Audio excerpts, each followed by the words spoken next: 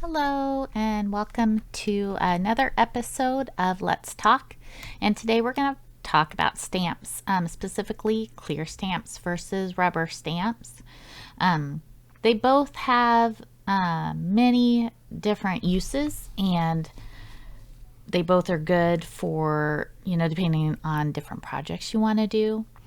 I know most of us are familiar with the wood stamps, which are these right here that have the rubber side image is the stamped image, and then it has a foam layer and then the wooden block to help with stamping your image to get a nice clean image and to make sure that all of the details of the image are stamped evenly. You need that block to help with applying the pressure needed to get a good image. So, and this is what most stampers have started out with, because these have been around for so long. And this is what I think everybody thinks of first when you think of stamping. This one on the right is a bigger background image, but it's made the same way. It has the rubber stamped image, the foam padding, and then the big wooden block to is like the carrier for the rubber stamp. It would be really hard to stamp an image with just that rubber piece, and then I'll show you an example later. And here I'm just showing you how wood stamps are one reason that they're not as popular is because you can't really see where your image is being stamped because you can't see through it. So these aren't as popular as the clear stamps that we're going to talk about. And that stamp cleaner that you can use to clean your stamps, or you can use good old baby wipes. So these stamps, they stamp beautifully. They're wonderful stamps to have. They're just not as functional for a lot of different projects, but it just depends too on what you like. And also, more people now prefer the clear stamps. They're less bulky, so you can store more, and they're less expensive. So, there aren't a whole lot of options when it comes to wood stamps anymore. This is just a rubber cling stamp, and this is kind of what I was talking about. It's just missing that wooden block, and see how flimsy it is, and it would be really hard to try and stamp that down on a piece of paper without having something to mount it to or secure it to. It would be hard to get a good image like that if you were to ink it and then turn it around. So, but there are different tools that you can use for these types of rubber stamps, such as the MISTI. And I'm going to talk more about these, like the MISTI. It's an example of a stamp positioner in another video.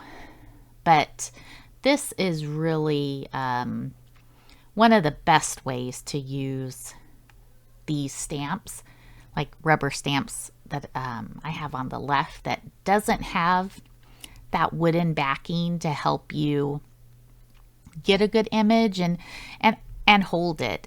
Honestly, it's the wooden block helps you to grasp your image, and so without that, it's really difficult. So this like stamp positioner here makes it so that you can stamp your image down, get that nice even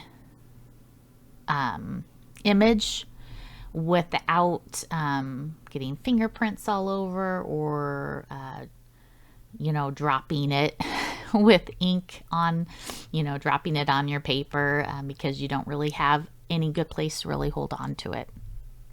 So, but these just like the wooden rubber stamps, they stamp wonderfully. And a lot of people prefer rubber stamps versus the clear or cling stamps, which we're going to talk about next. This is just a little image I pulled out of my stash. It's a lawn fawn image. I love these cute little goats, but this is called a clear stamp, a cling stamp, polymer stamps. Photopolymer stamps are typically like these stamps that you see are made out of photopolymer material because they're a little higher quality and they stamp very well. One thing you can tell between a good quality clear stamp is if it retains the ink that you use. So if that stains it, it's cannot, isn't as good a quality as a photopolymer that it has, uses a better material. But I'm just demonstrating here how that wood block is nice for the stamps because it's allows you to hold your stamp so that you don't get ink all over your fingers. And with this, if you were to just try to take this image and stamp, it'd be really hard to get a nice image. So with these cling stamps or clear stamps, you need something like a carrier, like the wooden block, to be able to stamp well. And these stamp blocks kind of act as that wooden piece. You want to make sure, though, that your block covers the entire image, because then you'll have areas that hang off and they won't stamp as easily. So, and these stamp blocks come in so many different sizes and shapes and thicknesses. So you can really make sure that you can get one that fits your needs.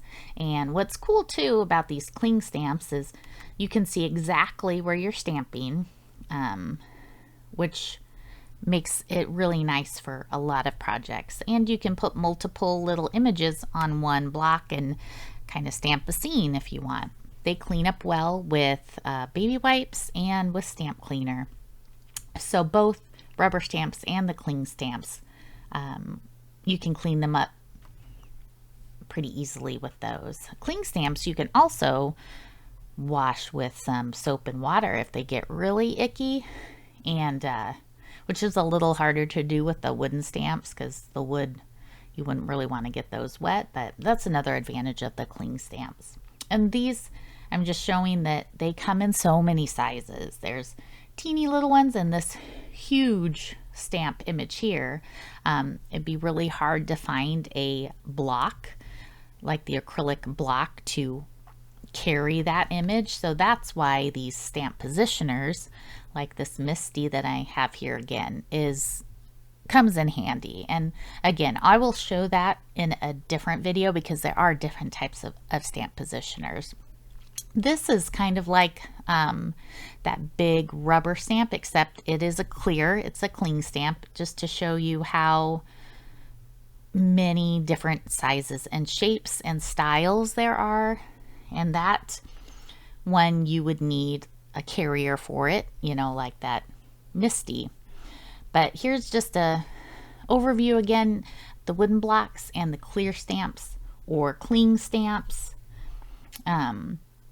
Both are excellent stamps and both have their place in crafting, and yeah, they're just great tools. And I'd love to hear if you have any questions or thoughts, and thanks so much for watching. I'll see you on the next episode. Bye.